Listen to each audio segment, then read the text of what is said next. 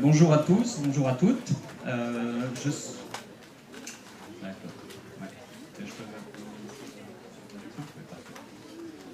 Donc je suis Jean-Luc Pirou, en charge des marchés export pour la société Roll. Alors la société Roll, c'est un fabricant basé près de Strasbourg en France qui fait de l'éclairage extérieur, de l'éclairage routier, urbain, décoratif essentiellement. Mais ici, je ne vais pas vous parler tellement de nous. Pardon, c'est pas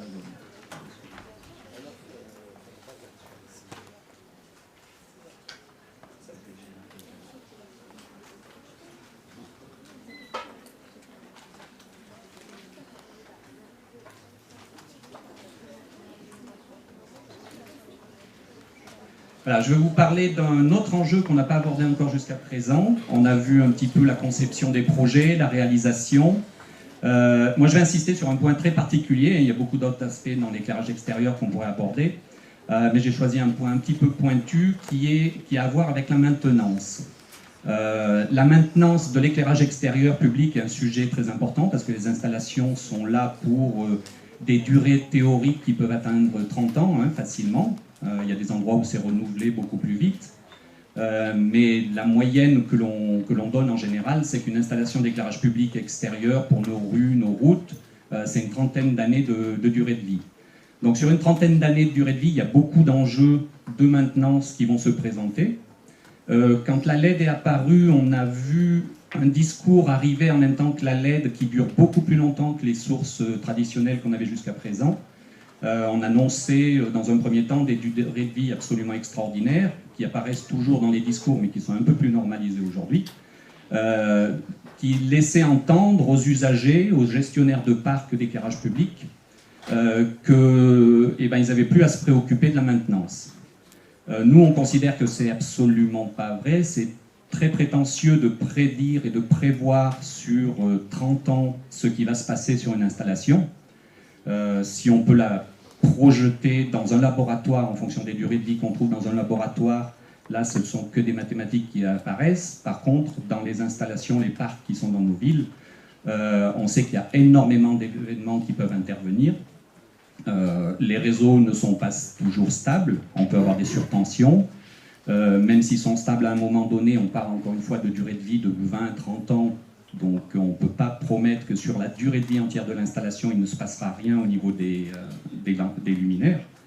Donc on considère qu'il y a un enjeu très important de maintenance, et une des difficultés que rencontrent les gens qui ont à gérer ces installations, c'est quand ils doivent intervenir sur un appareil d'éclairage public, c'est de pouvoir trouver les pièces de rechange. Alors en particulier, il y a deux éléments très importants dans un appareil d'éclairage public qui sont le driver, qui est le boîtier électronique qui pilote les LED, et il y a le module LED. Donc pour la situation actuelle jusqu'à présent était que chaque fabricant avait, pour le module LED en particulier, la partie éclairante, avait son propre produit développé pour lui, qui n'est valable que pour ce luminaire. Donc ce qui veut dire que pour la maintenance, en cas de défaillance de ce produit, il faut aller chercher chez le fabricant initial le même module. Alors ça présente plusieurs petits désavantages. Le premier, ça veut dire qu'il n'y a qu'un seul fabricant qui peut fournir le produit de rechange. Et le deuxième, c'est que à la vitesse à laquelle évolue la technologie LED encore aujourd'hui, on est quasi sûr que dans 10 ans, sans parler de 20 ou 30 ans, les modules en question seront complètement obsolètes et ne seront plus disponibles même chez le fabricant d'origine. Ça, c'est notre conviction. Donc pour pallier à ça, il existe un standard qui est en train de se mettre en place, qui est déjà pas mal avancé, qui s'appelle le standard ZAGA. Donc ZAGA, c'est un consortium d'entreprises du secteur, pas seulement éclairage extérieur, mais ça concerne aussi l'éclairage extérieur, qui a défini avec les principaux fabricants, deux modules d'une part, deux drivers aussi, mais aussi de luminaires, tous les intervenants, qui met en place un standard de manière à rendre interchangeables les pièces qui sont utilisées à l'intérieur des luminaires. Donc le standard, il définit 3 éléments. Il définit simplement les dimensions des modules ou des drivers, quelque chose de tout bête. Ça ne parle que de mécanique, hein, ça ne parle pas d'électronique, ça ne parle pas de lumière. Il définit les points de fixation à l'intérieur du luminaire et il définit le type de la visserie. Tout ça, quelque chose qui paraît relativement simple en fait, hein, c'est juste des dimensions. On va les rentrer un tout petit peu en détail derrière rapidement pour voir ce que ça suppose. Mais tout ça, ça suppose que l'industrie se coordonne. C'est en cours, ça n'est pas achevé, tous les industriels sont absolument libres de choisir, de participer et d'adopter ces standards ou pas. Mais je crois que pour les utilisateurs finaux, on a ici la ville de Fès et pour M. Bénis en particulier, c'est un enjeu très, très important de pouvoir garantir que les luminaires qui sont installés sur le parc seront maintenables.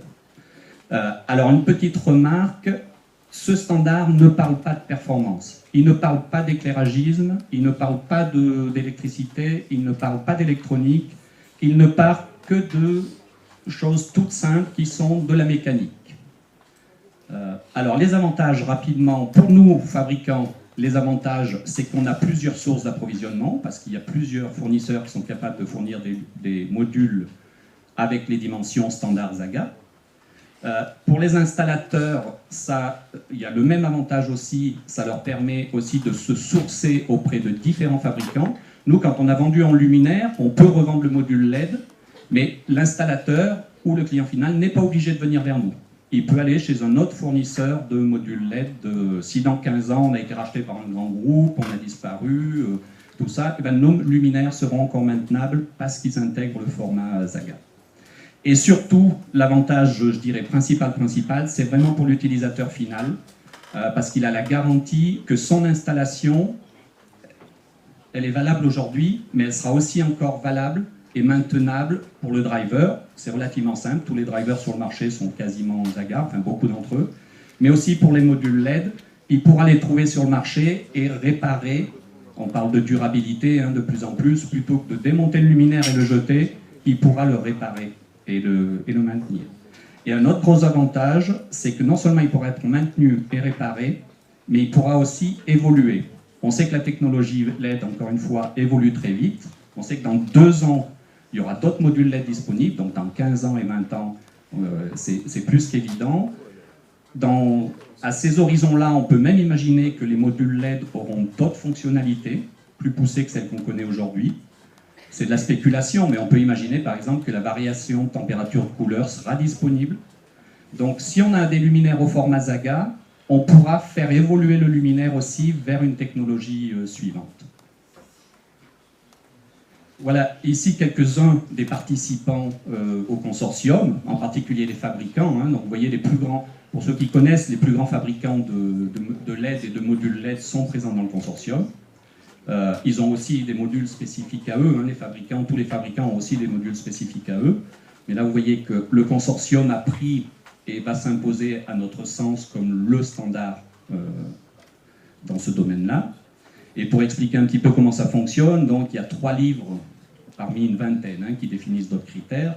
Il y a le livre 13 qui définit les dimensions de driver, le livre 15 qui définit les dimensions de module LED, qui est le plus critique à mon sens, et le livre 18 qui définit le standard pour la douille, pour ensuite mettre des modules communicants sur les luminaires, qu'on verra seulement très très vite, hein, qu'on apercevra.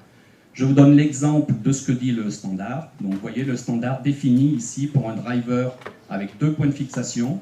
Il définit toute une liste de dimensions, avec des noms très jolis comme Z24, 6, 4A, qui doit faire cette dimension, en l'occurrence 241 mm, 60 mm de large, etc.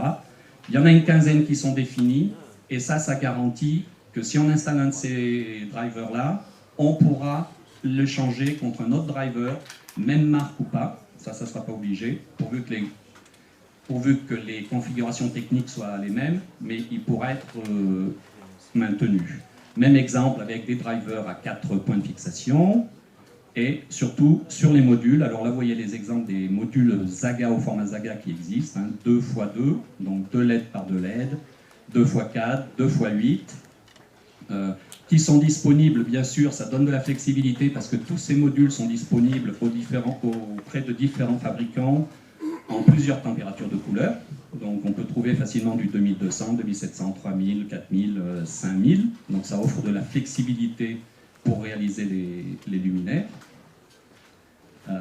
Donc ça définit plus précisément sur les modules les dimensions exactes, vous voyez, de la zone verte, y compris l'encombrement avec la hauteur, l'emplacement précis des LED sur la PCB et les zones de contact des lentilles. Vous voyez, c'est que de la mécanique, il n'y a pas d'électrique, mais par contre ça permet de garantir l'interchangeabilité des modules et des drivers. Là vous avez un exemple sur un luminaire, hein, vous voyez dans les 3 ronds, vous avez un même luminaire qui accueille 3 formats Zaga différents. Ça veut dire que ce même luminaire pourra évoluer, y compris dans le futur, quand une puissance, les LED seront plus performantes, donc quand une puissance inférieure sera nécessaire, l'opérateur aura l'opportunité, c'est son choix, hein, il aura l'opportunité de transformer le luminaire en un luminaire de plus basse consommation, par exemple, ou avec des fonctionnalités différentes. Et ça, à horizon du standard Zaga, c'est-à-dire que là, on peut avoir confiance que l'horizon est à 25 ou 30 ans. Un autre exemple, ici, où vous voyez au centre donc, le driver, on va passer à la suivante, voilà, elle est plus explicite. Vous voyez ici différentes configurations à l'intérieur d'un même luminaire. Vous avez pour vous à gauche des modules de x4 de chaque côté du driver. Au centre, vous avez un exemple avec un autre driver de forme différente. Donc, forme différente dans un driver, ça peut vouloir dire une puissance différente, mais ça peut aussi vouloir dire certaines fonctionnalités différentes. Et à gauche, à droite, encore un exemple de... Et rapidement, le consortium Zaga participe aussi à définir un autre standard qui est celui des douilles qui viennent sur les luminaires d'éclairage public et qui permettent ensuite de venir communiquer des modules communicants fournis par différentes sociétés. Il y a beaucoup de startups qui se lancent dans le luminaire intelligent ou dans la ville intelligente. Et donc le standard pour pouvoir fixer tous ces modules, plutôt que chaque entreprise développe sa propre solution, a été défini par Zaga et est proposé à l'ensemble de l'industrie. Et vous voyez ici l'exemple de l'intégration. Et voilà. Et je vous remercie pour votre attention. Merci à toi. Allah bénisse la ville de Fès.